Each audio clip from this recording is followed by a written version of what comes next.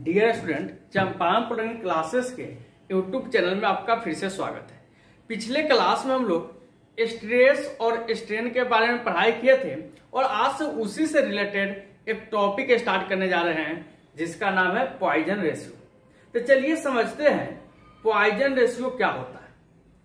पिछले क्लास में हम लोग देखे थे कि स्ट्रेन के प्रकार जब पढ़ रहे थे तो एक लेटरल स्ट्रेन का कहानी आया था और एक लीनियर स्ट्रेन का कहानी आया था। उसको हम समझते क्या था, यानी हम लोग टाइप्स ऑफ स्ट्रेन में देखे थे कि जब बॉडी को हम लोग एक्सटर्नली लोडेड करते हैं, यानी इस पर बाहर से फोर्स अप्लाई करते हैं, तो इसमें दो तरीका से डिफॉर्मेशन होता है। जिस दिशा में लोड लगा रहे हैं उस दिशा में चेंजिंग हुआ था और जिस दिशा में लोड लगाए थे उसके परपेंडिकुलर दिशा में भी चेंजिंग आया था। यानी इसका लेंथ बढ़ गया था लेकिन डायमीटर क्या हुआ था, घट गया था। तो हम लेंथ जो बढ़ा था वो क्या था, एल, और बढ़ के कितना हो गया था, एल प्लस डेल्टा एल। तो एल प्लस डेल्टा एल यानी चेंज कितना किया था, डेल्टा एल से। तो डेल्टा एल बटा एल को हम लोग क्या बोल रहे थे, लीनियर स्ट्रेन। क्यों? क्योंकि जिस दिशा में लोड लगाए थे उसी दिशा में डिफॉर्मेशन था, लेकिन इसका डायमीटर भी तो चेंज कर रहा था ना। पहले से डी था, बाद में डी माइनस डेल्टा डी हो गया था ना। तो इसको हम लोग क्या बोलते हैं, डेल्टा डी बटा डी को लेटरल स्ट्रेन बोले थे। क्या बोले थे, लेटरल स्ट्रेन। और इसको क्या बोले थे, लीनियर स्ट्रेन। यही चीज समझना है। तो यानी पॉइजन रेशियो क्या बोला कि किसी भी मटेरियल के लेटरल स्ट्रेन और लीनियर स्ट्रेन का क्या होता है, अनुपात होता है। अब थोड़ा आप समझिए कि जब हम लोड इधर से अप्लाई करेंगे एक्सियली तो डायमीटर में थोड़ा ही कमी ना आएगा, हमेशा लेटरल स्ट्रेन का जो वैल्यू होगा लीनियर से क्या आएगा, कम में आएगा। ये चीज तो आप जानते हैं। तो यानी पॉइजन रेशियो का भी वैल्यू क्या होगा, एक से कम ही आएगा। अब बात आता है कि प्लास्टिक के लिए, रबर के लिए इसका वैल्यू कितना होगा, एल्युमिनियम के लिए कितना होगा, कास्ट आयरन के लिए कितना होगा, स्टील के लिए कितना होगा। तो आपको ऑब्जेक्टिव याद करके रखना है। बहुत सारे एग्जाम में पूछे जाते हैं कि एल्युमिनियम के लिए पॉइजन रेशियो कितना होगा। तो मोस्ट ऑफ मटेरियल के लिए इसका जो वैल्यू होता है 0.25 से लेकर 0.33 के बीच होता है। अगर इसको रेशियो में लिखे तो 1/4 रेशियो लगभग से लेकर 1/3 के बीच में होता है। यानी 0.125 को तोड़ेंगे तो 1/4 हो जाएगा। लेकिन रबर के लिए, किसके लिए बाबू, रबर के लिए इसका वैल्यू जो होता है ना 0.45 से लेकर 0.5 के बीच होता है। जितने भी स्टील एल्युमिनियम आएंगे इसके बीच में कोई भी ऑप्शन एक मिलेगा उसको आप मान लीजिएगा। तो चलिए हम लोग लिखते हैं, पहले डिफिनीशन लिखते हैं कि पॉइजन रेशियो क्या होता है। एकदम सिंपल सा डिफिनीशन है। तो लिखेंगे the ratio of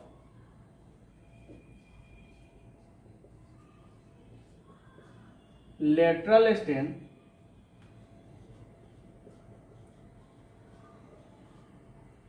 to the linear strain is called Poisson ratio। बहुत ही अच्छा डिफिनीशन, आसान डिफिनीशन। और इसको डिनोट क्या चीज से करते हैं, जनरली म्यू से डिनोट करते हैं। क्या से डिनोट करते हैं बाबू, जनरली म्यू से डिनोट करते हैं। तैयार करके लिखेंगे it is generally denoted by mu, या कहीं कहीं पे 1/m से डिनोट करता है। यानी मैथमेटिकली हम लिख सकते हैं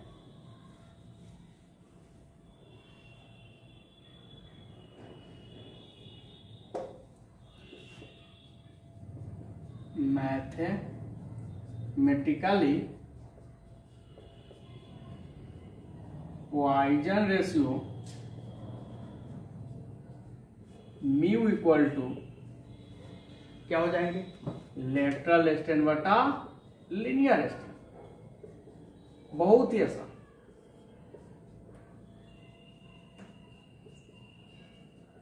अगर इस फिगर के लिए म्यू का वैल्यू निकालें, इस फिगर के लिए, तो mu equal to lateral strain का वैल्यू कितना होगा, डेल्टा डी बटा डी, और लीनियर स्टैंड का वैल्यू कितना होगा, डेल्टा एल बटा एल। बस आपको एक चीज माइंड में सेटअप करके रखना है।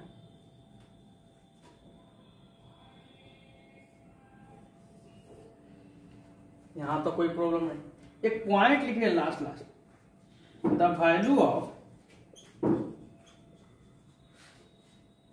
Poison ratio for most of material, most of material के लिए कितना होता है, 0.252 to 0.33, but for rubber 0.45 to 0.5। ये ऑब्जेक्टिव के लिए बहुत ही ज्यादा नेसेसरी है बाबू। एग्जाम में बहुत बार रिपीट करता है कि एल्युमिनियम के लिए बता दो। एक ऑप्शन आपको इस दोनों के बीच मिल जाएगा जिसको आपको क्या करना है, कवर करना है। तो चलिए फिर हम लोग नेक्स्ट टॉपिक की तरफ चलते हैं। यहां तक नोट करेंगे हम लोग।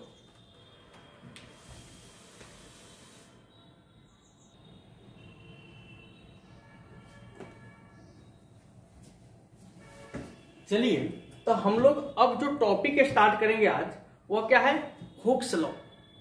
समझते हैं हुक्स लॉ होता क्या है। यानी एक स्ट्रेस और स्ट्रेन के बीच एक संबंध को दिखाने वाला एक लॉ है। किसके किसके बीच, स्ट्रेस और स्ट्रेन। अब हम समझते हैं कि स्ट्रेस क्या था, स्ट्रेन क्या था।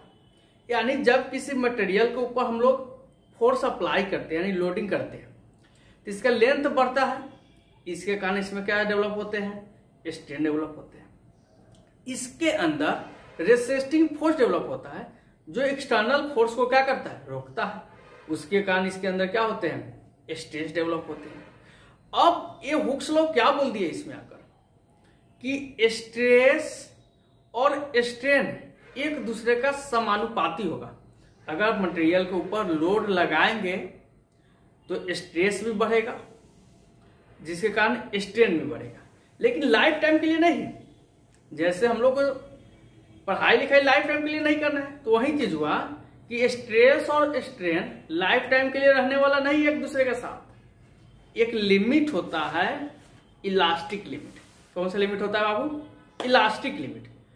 इलास्टिक लिमिट क्या है, एक ऐसा लिमिट जहां से मटेरियल पर लोड लगाना छोड़ दे तो उस ओरिजिनल शेप एंड साइज में आने का गुण रखता है। जहां से वह आ जाए उस लिमिट को क्या बोलते हैं, इलास्टिक लिमिट। एक बात समझते एकदम सिंपल एग्जांपल लेकर कि तुमसे बोले बाबू फिजिक्स पर क्या आएगा, बोला कि नहीं सर, लागे बैठने लगे, एक ऐसा पोजीशन आएगा, तुम क्या सोचेगा, इस सर को बोल देते हैं कि यार फिजिक्स पर क्या आएगा, नहीं तो बाहों को क्या करेंगे, ब्रेक कर देंगे, जहां से फिर हमेशा के लिए वो परमानेंटली चेंज कर जाएगा।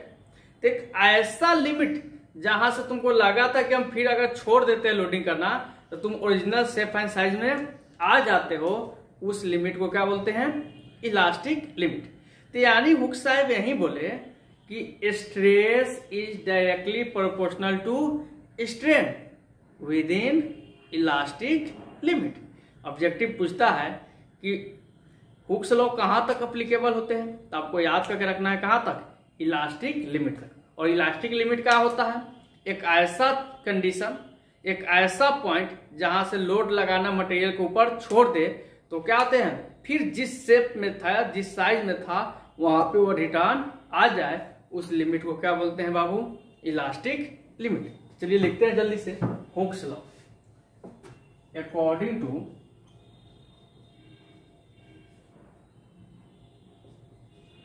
This law,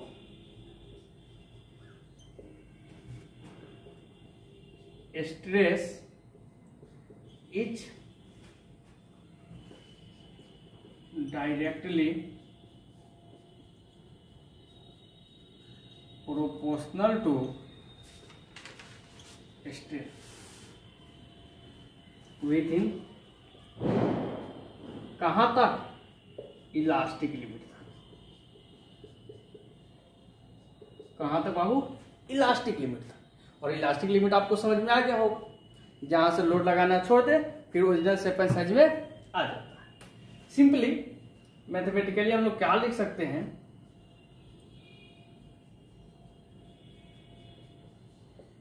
stress directly proportional stress. आप पढ़ के आते हो कि जैसे ही प्रोपोर्शनलिटी हटाते हैं तो एक कांस्टेंट आता है, कोई ना कोई कांस्टेंट आएगा। और यहाँ पे जो कांस्टेंट आने वाला है हम लोग मॉडुलस ऑफ इलास्टिसिटी बोलने वाले। क्या बोलने वाले हैं? मॉडुलस ऑफ इलास्टिसिटी, यानी स्ट्रेस इक्वल टू ई गुने स्ट्रेन। और ई क्या है? ई एक कांस्टेंट है जिसको क्या बोलते हैं? Modulus of elasticity. तो यार E equal to modulus of, इसका डिफिनेशन पढ़ेंगे जस्ट हम लोग बाद में, इलास्टिसिटी। अब एक बात बताइए, स्ट्रेन के क्या यूनिट होते हैं? कोई भी यूनिट नहीं होते हैं। स्ट्रेस के जो यूनिट होगा वही तो ई का यूनिट होगा, यानी मॉडुलस ऑफ इलास्टिसिटी का यूनिट होगा। यानी स्ट्रेस के यूनिट क्या पढ़ के आते हैं? पास्कल, यानी न्यूटन पर मीटर स्क्वायर। तो इसलिए भी ई का भी यूनिट क्या होने वाला है? न्यूटन पर मीटर स्क्वायर। और ई का वैल्यू अलग अलग मटेरियल के लिए अलग अलग होते हैं, लेकिन स्टील के लिए 2 गुने 10 के पावर 5 मेगापास्कल होते हैं जनरली। लेकिन आपको याद करके रखना है कि ई का वैल्यू अलग अलग मटेरियल के लिए अलग अलग होते हैं और यह मटेरियल के प्रकृति पर निर्भर करता है। जब आप न्यूमेरिकल टॉपिक पढ़ोगे तो ई का वैल्यू आपको दिया रहेगा, और सिविल और मैकेनिकल को तो ई का वैल्यू कभी जिंदगी में छोड़ने वाला नहीं है। यहाँ पर एरो करके लिख लेंगे, the value of E depend upon nature of material. इस पर डिपेंड करता है नेचर ऑफ मटेरियल। ये माइंड में रखना, यानी ई का कोई कांस्टेंट वैल्यू नहीं है, अलग अलग मटेरियल के लिए अलग अलग होते हैं। फिर हम लोग आगे चलते हैं, यहां तक नोट करेंगे।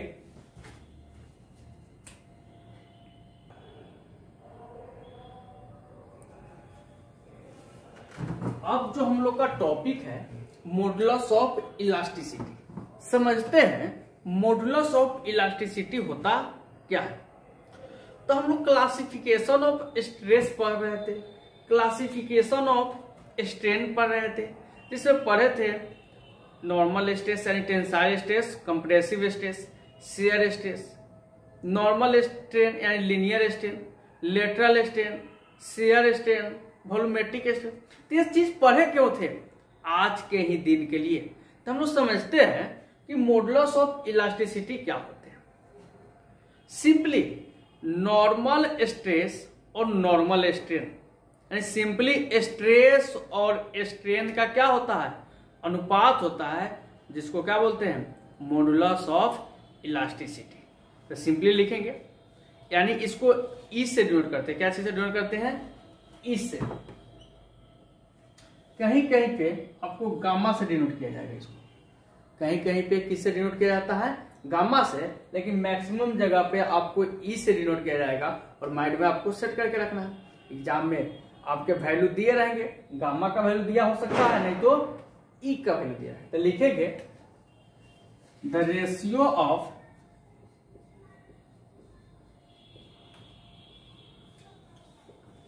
नॉर्मल स्ट्रेस, यानी simply stress, normal stress to the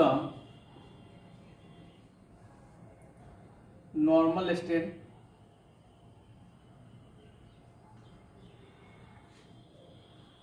is called modulus of elasticity.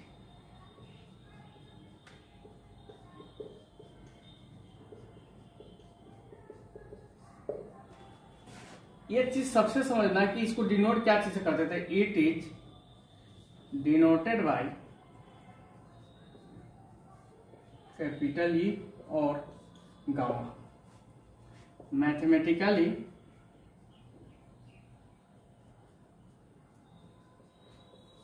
क्या लिख सकते हैं बाबू, मैथमेटिकली क्या होगा, यानी मॉडुलस ऑफ इलास्टिसिटी, और बहुत बार एग्जाम में पूछे जाता है इस सेमेस्टर में, modulus of elasticity equal to normal stress. Normal stress बोले तो linear stress, simply stress, but normal strain का मतलब क्या होता है, लीनियर, सीधा स्ट्रेन। एक बात बताइए, ई बटा सिग्मा बटा इप्सिलॉन लिख सकते हैं। सिग्मा यानी स्ट्रेस है ना, इसका ऐसा यूनिट क्या पर क्या आते हैं, न्यूटन पर मीटर स्क्वायर। स्ट्रेन का क्या यूनिट होता है, कुछ नहीं, यानी यूनिट लेस होते हैं, लड्डू, कुछ नहीं। तो यानी जो स्ट्रेस का यूनिट होगा वही क्या होने वाला है, मॉडुलस ऑफ इलास्टिसिटी का यूनिट होने वाला है। तो एरो करके लिख लेंगे, the SI unit of modulus of elasticity. इसका हिंदी क्या होता है जानते हो ना, प्रत्यास्था गुणांक। एग्जाम में आपसे पूछे जा सकते हैं, क्या होते हैं, प्रत्यास्था गुणांक। मॉडुलस ऑफ इलास्टिसिटी इज क्या होने वाले हैं, न्यूटन पर मीटर स्क्वायर, जिसको क्या बोलते हैं, पास्कल। यानी आपसे ऑब्जेक्टिव में पूछ भी सकता है कि प्रत्यास्था गुणांक का SI यूनिट क्या होता है। तो चलते हैं, हम यहां तक नोट करते हैं, फिर इसके बाद आगे का टॉपिक कवर करेंगे।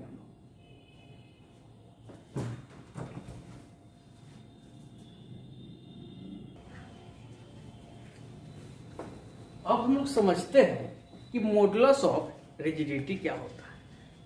मॉडुलस ऑफ रिजिडिटी यानी शेयर स्ट्रेस का कार्य। जब भी मॉडुलस ऑफ रिजिडिटी का बात आए तो आपको दिमाग में क्या रखना है, शेयर स्ट्रेस और शेयर स्ट्रेन।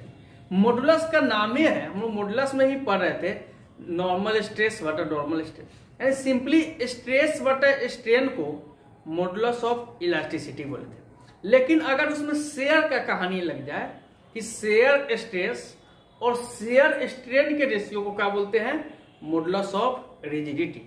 इसको डिनोट करने का 3 तरीका है, यानी कपिल शर्मा के 3 बीबी जैसा, यानी C से भी डिनोट कर सकते हैं, N से भी कर सकते हैं, या G से भी कर सकते हैं। यानी इसको 3 चीज से आपको डिनोट करके दिया जाता है। तो लिखेंगे हम लोग normally, the ratio of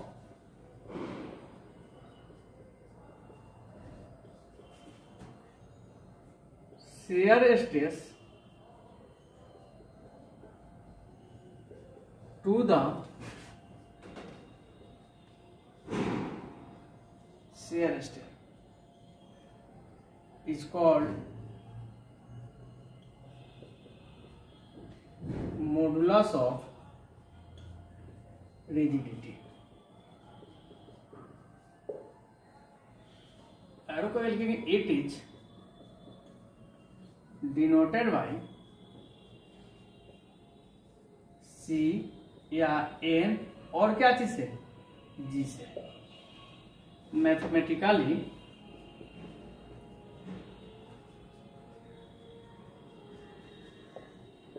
modulus of rigidity equal to shear stress upon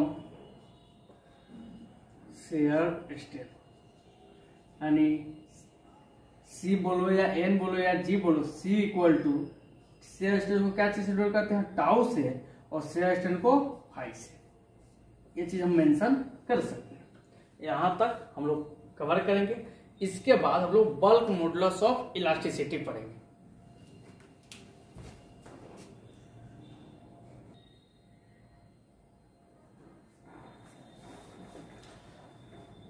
अब हम लोग समझते हैं कि बल्क मॉडुलस ऑफ, या बल्क मॉडुलस होता क्या है, या बल्क मॉडुलस ऑफ इलास्टिसिटी भी बोला जाता है। बल्क मॉडुलस बोलिए या बल्क मॉडुलस ऑफ इलास्टिसिटी बोलिए, इसको समझते हैं कि होता क्या है। तो हम लोग नॉर्मल का कहानी हो गया, शेयर का कहानी हो गया, वॉल्यूमेट्रिक स्ट्रेन बटा वॉल्यूमेट्रिक स्ट्रेस बटा वॉल्यूमेट्रिक स्ट्रेन। कि कहानी जो होता है उसको क्या बोलते हैं, बल्क।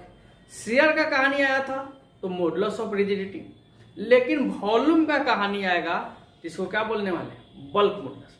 अब वॉल्यूमेट्रिक स्ट्रेन समझते होता क्या है, कोई बॉडी ले लेते हैं, मानते कि यह गुब्बारा है, जब इसको वाटर के अंदर डुबाएंगे, वाटर चारों तरफ से इसके ऊपर फोर्स लगाएगा जिसको बोलेंगे pressure force.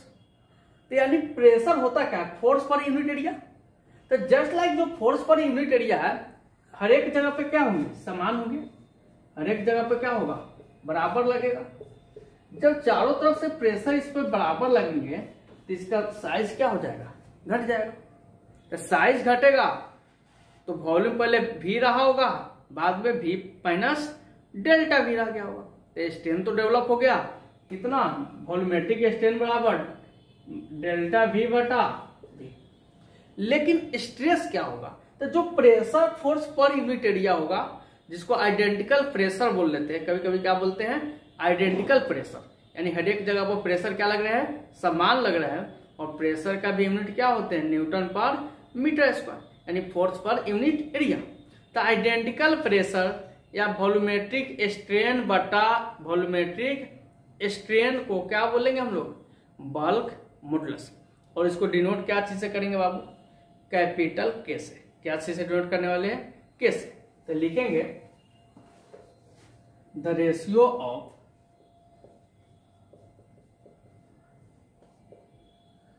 Identical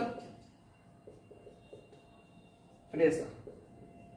identical pressure को क्या बोलने वाले हम लोग, वॉल्यूमेट्रिक स्ट्रेस बोलने वाले हैं।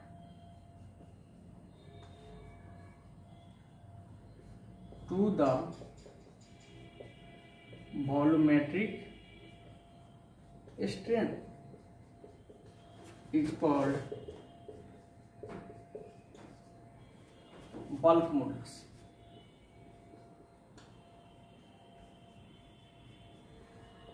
और इसको डिनोट क्या से करने वाले हैं, के से। It is denoted by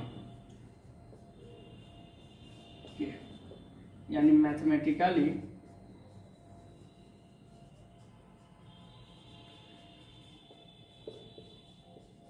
bulk modulus क्या होंगे, identical pressure, identical pressure upon volumetric strain, यानी सिंपल के इक्वल टू प्रेशर को P बोल सकते हैं डेल्टा V बटा V, लास्टली लिख सकते हैं P इंटू वॉल्यूम बटा डेल्टा V। यहां तो कोई प्रॉब्लम नहीं है।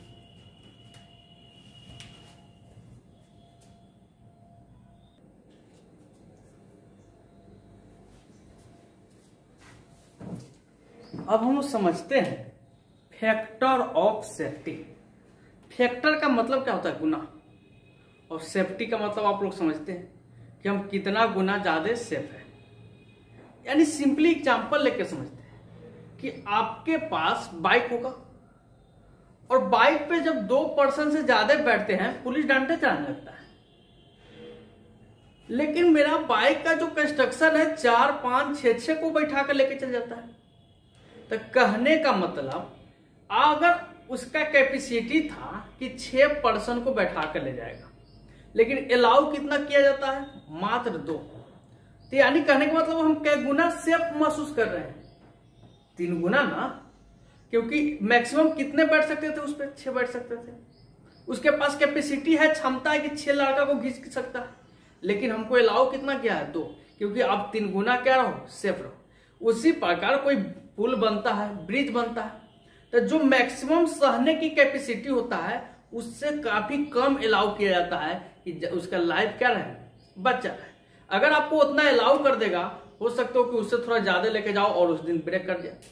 तो यानी सिंपली समझे कि फैक्टर ऑफ सेफ्टी क्या है, कि the ratio of maximum stress या अल्टीमेट, मैक्सिमम स्ट्रेस को क्या बोलते हैं, ultimate stress to the allowable stress. Allow करेंगे मतलब जितना आपको अलाउ किया गया, या जितने पर आप काम करते हैं, या उसको बोलते हैं वर्किंग स्ट्रेस। अलाउएबल स्ट्रेस को क्या बोलते हैं? वर्किंग स्ट्रेस, यानी एफओएस, शॉर्ट फॉर्म में क्या बोलते हैं?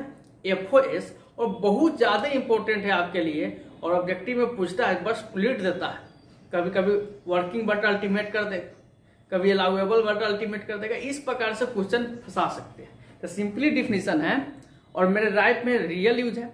आपके पास भी कैपेसिटी होता है कि हम 10 कुंटल लोड हम बाइक पर लाद के ले जाए, ट्रक पर लाद के ले जाए, लेकिन ओवरलोड में पकड़े जाते हैं। क्यों? क्योंकि अलाउ उतना किया नहीं जाता। तो यही चीज है, तो लिखेंगे the ratio of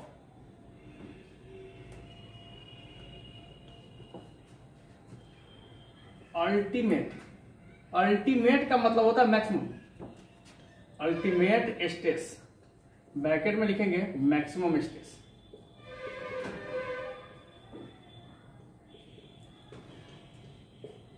to the allowable और working stress is called factor of safety, and mathematically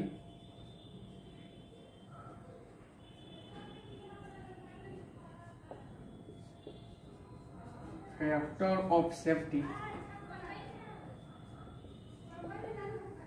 ultimate stress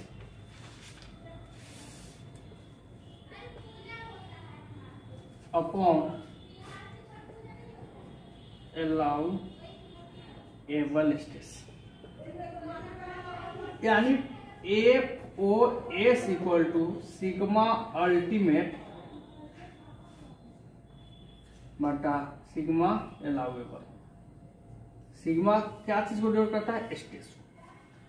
ये चीज हमको जानना काफी जरूरत था। यहां तक हम लोग नोट करेंगे, फिर मिलते हैं हम लोग नेक्स्ट वीडियो में। अगर आपको ये वीडियो समझ में आया होगा और अच्छा लगा होगा तो इस मेरे चैनल को सब्सक्राइब कर लीजिए